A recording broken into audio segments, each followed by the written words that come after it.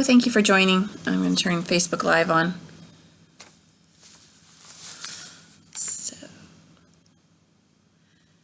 Hello, thank you for joining. If you're watching on the replay, thank you. Please share and comment either below if you're watching on the replay, or if you're watching live, you can comment below too. I'm overdoing on Facebook today live, but I wanted to get this wrapped up. This is our last day of the book series, Ready, Set, Achieve. I have to return it on Monday, so I wanted to get it done and get us all ready and set and good for our goals. So if you've been following along, awesome. If not, you can look back at the Facebook feed and see for the event, and also on my page, Laura S. Fit Life. I've posted the previous videos. I'm also posting on my YouTube channel, youtube.com TKB Laura. So go over there and check those out. I actually had a problem with the last two videos for YouTube. The audio didn't record, so you'll have to watch the Facebooks to see those, because, or I can re-record them, but I had a little issue, so they are on Facebook. Hopefully you have Facebook. So the first was about change and just accepting change, and the second chapter was about building the best you, and then the third chapter was discussing exercise and nutrition and activating the body. So we're going to move on, and this book is primarily about getting set with weight loss and fitness, and possibly competitions if you want to go into that. But so there's only 2 more chapters, 4 and 5. It's a really short book, Ready, Set, Achieve, by Yuri Diogenes and Jody Miller. So I am messy. I did a workout and I decided I didn't even want to bother with a shower. I wanted to get this done while I have light and natural light, and then I'll take my shower. So let's get to it. So chapter 4, performing better at work and beyond. So a lot of what happens at work is because of how your outer and inner shell is. So the reason why a better body equates to a better mind is because a healthy body opens the door for a productive mind. Basically, you want to take your body back, because we focus so much on everything else going on that we don't worry about our bodies, and our bodies are the only thing that are going to get us through day on and day in and day out. So we need to have good nutrition, solid rest, and physical activity. Those are the NPRs. Remember that from previous chapter. Nutrition, physical activity, and rest is the R. So NPR. Just follow that, and you should be okay. If you lack on one of them for a day, nothing's gonna, nothing's gonna serious happen. But you need to get back on track. So by doing these, having good nutrition, solid rest, and physical activity, they will help you gain energy. This is all pretty common sense. Your sleep quality will be improved. You'll think clearer and refreshed each day. I'm a little tired because I was out late last night and I just did the workout. So sorry I'm a mess, but I wanted to finish this up. So you'll become more active and more productive because of already being active. It will produce, the endorphins and the positivity that you will want to pursue other things that are active. It leads to having a more fulfilled life and creating more goals. So when you achieve one goal, you don't want to just stop, right? You just don't want to be sedentary and sit down, and you want to keep striving for goals and things. So nothing happens overnight. We need to remember this, but by following what we've covered so far, you will gain self-improvement, able to tackle things better. You'll get better organization and mental clarity. You'll accomplish things, and you'll gain a camaraderie too, because within the fitness world, we are all like really positive and, most of us, I shouldn't say all, But I am very big on, helping people and doing the best I can for at least one person every day. So, it's a good camaraderie in the fitness world. If you run into somebody that's not, they're probably more interested in monetary reasons, and they have issues of their own that they have to deal with. So just take them out of the equation, because they're not going to be a positive enforcement for you. So beyond self-esteem, low self-esteem can spill over into all areas, including work, and can create poor perception. Be sure that even though you make the decision to make a change, you don't expect a change in your self-esteem overnight. When I first started doing turbo kick, I was at the back of the line, or back of the room, and then slowly I got better, and then I moved up to a front row Joe. We call it front row Joe, or Joanne.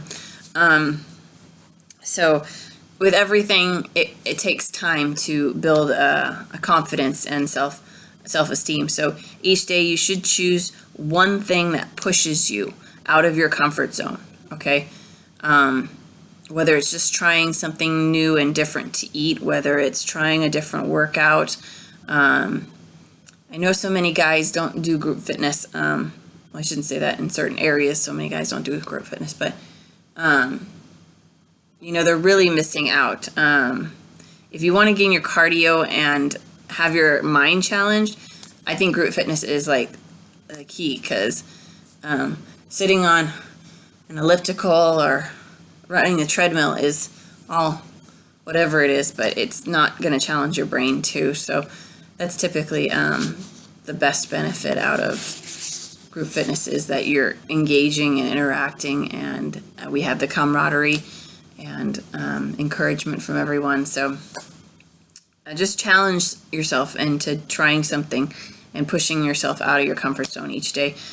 Be prepared for the fact that there will be failures, but each victory will give you higher self-esteem. So where there comes failures, there's also a gain in self-esteem where there's victories. So one thing we have to remember is to shield ourselves, because praise will come, but so will jealousy. Jealousy is more painful to deal with. People, even though they might be your friend or say they're your friend, it can get ugly, and people can become jealous of your progress. But that doesn't mean that you shouldn't still focus on you. Again, those people are probably not somebody you should have in your life. Chalene Johnson talks about toxic people in your life. I saw it once on the show The View. She talked about it, and I think she talks about it in her book Push. But she really tells you that if you have those toxic people around you, they're not going to lift you up. They're not going to be beneficial to your goals. So you should just, if you can, because sometimes we can't get rid of those toxic people. They're in our lives, they're family. But you need to just remove them from the equation so that you can reach your goals. But so shielding your here's some steps to shield yourself. Recognize it, accept it, and move on. You've got things to accomplish, and no one has time for people that want to hold you back. Assess and control your reaction. Don't focus on the action of jealousy, because you'll hear something from someone and it'll register with you, but don't act on that, because you're just going to feed into it, and you aren't them. So something is what does it say? Like I said, something's going on with that person to bring this out of them that might be just really personal for them, and they aren't sharing in the right way, and they're acting out in jealousy instead. So just step away and don't make it part of your world. Another step is to learn.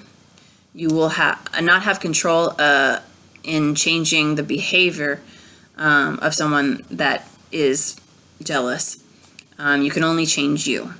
Yeah? The give to get the act of mentorship. So sharing your knowledge and encouraging others is a big way to building your self-esteem. So just try to share. That's what I do on my posts all the time. I share what I'm doing, and hopefully it helps at least one person every day. I just shared a workout. I'm sharing, a book I'm reading. I don't do this just for me. I mean, it does help me because it, generates with me, but I want it to also stem out to people, and that's why I share this stuff.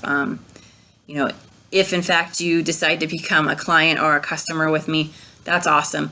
I don't gain a huge compensation from it. It's more about me just helping people reach their goals. So whatever that goal is, if it's fitness or if it's just, friendship and dealing with something, I'm happy to help you through it if I can. So other best practices to turn negative behavior from others into positives. Shield yourself while empowering others. Be humble. Have humility. Engage others to contribute. Don't seek out upper level managers. Try to ask people that are on your same level or under you, just seek out and get contribution from them. Encourage others to give feedback about yourself. Keep emotions in check. So just, listen. That's the number one thing right after I said that. And repeat it back in your own words so that, you're not mistakenly hearing something, because, we can easily try to analyze what somebody's saying and take it our own way, even though that's not what they meant. So listen and repeat it back. Ask for specific examples. So if somebody's critiquing you about, how you taught a class or whatever, ask them to give you an example of how to do it better and how you were doing it or something. Discuss openly what a successful solution would look like, and determine a plan of action to approach empowering the weak areas that you have. And then ask for feedback again. You can never get enough feedback. I know usually when I take a master class from somebody, I try to get some sort of feedback. I think in the last few months I haven't, because I've been injured with my ankle. But lastly, about empowering others, help others to succeed. Dedicate yourself to consistently assisting others. So like I said, I try to help at least one person a day in some way with my posts. If they reach out to me, that's awesome. I'd love to help. But hopefully I'm doing that. I don't get tons of feedback, but I would love it if you could let me know if any of this that I do on my Facebook, Laura S. Fit Life, helps you. I know I can check out, the what do they call it? The stats and stuff, but it doesn't really help me to gauge, how you guys are feeling about what I'm sharing. So the best teachers are students. So I definitely try to go to as many other people's classes as possible, or listen to other people's podcasts or Facebook Lives, whatever it is. I try to do book series to constantly be a student. And that way, hopefully, I can be a good teacher. I'm not very good yet on talking on camera.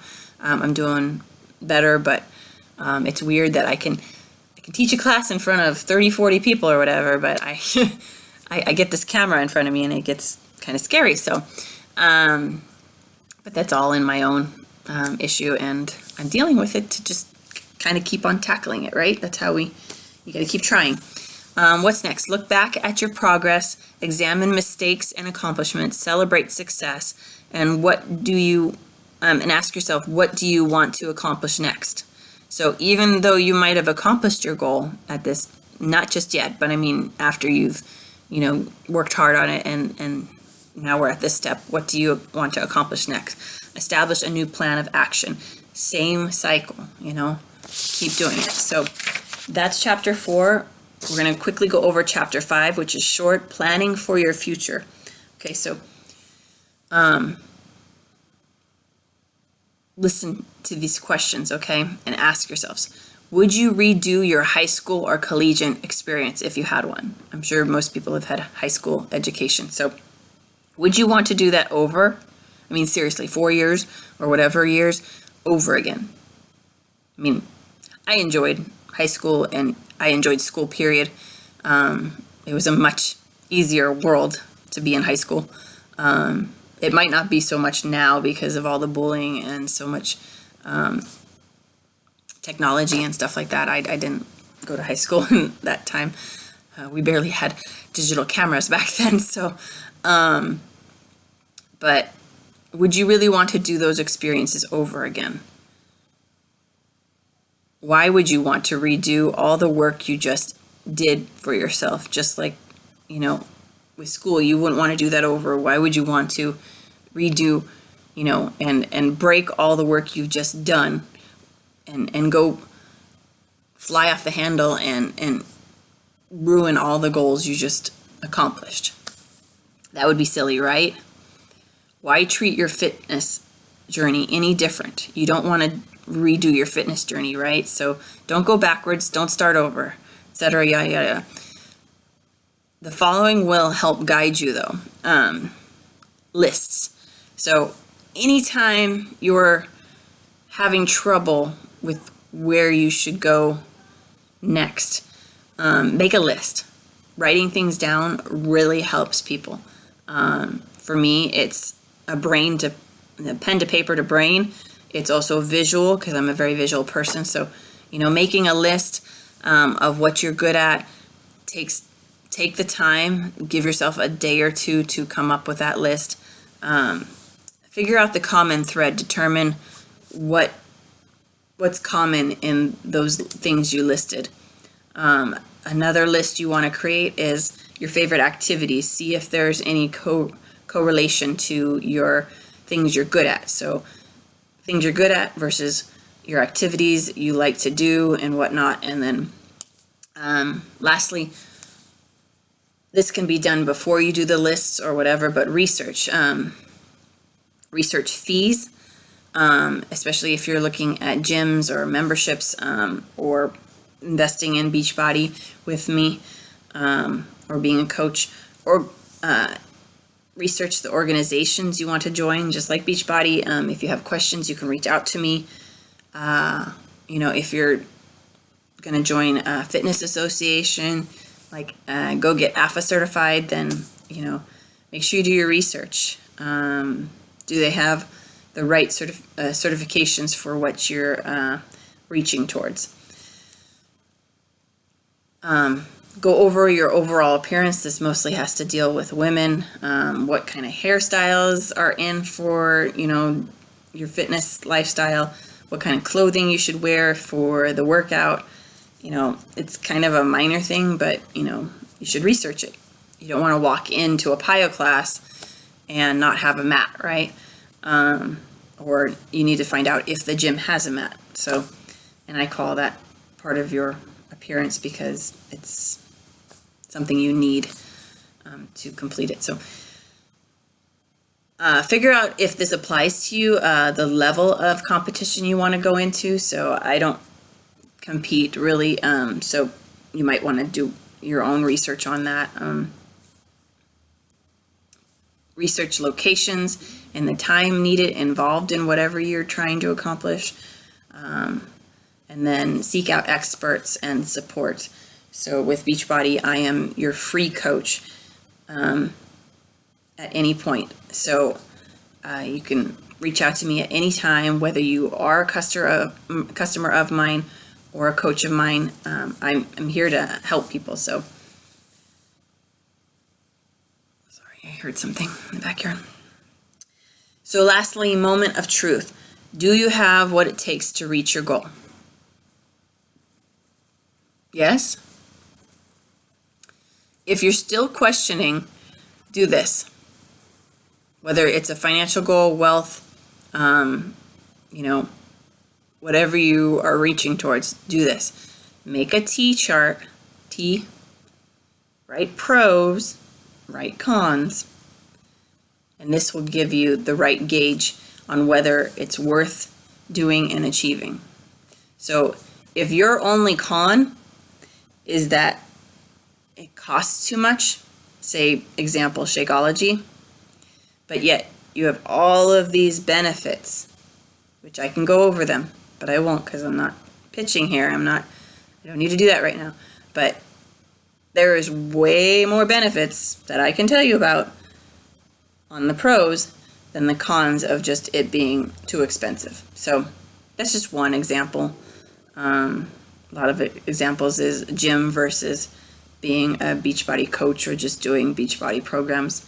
That's just stuff that falls within my my background. And if you don't know, I'm a coach with Beachbody, MLM, and you can earn money getting healthy and fit. And, I'm also a fitness instructor in the gyms. I teach all the Beachbody formats, except for P90X, sorry. And yeah, so lastly, finally, don't ever stop dreaming. You need to keep dreaming and you need to keep achieving.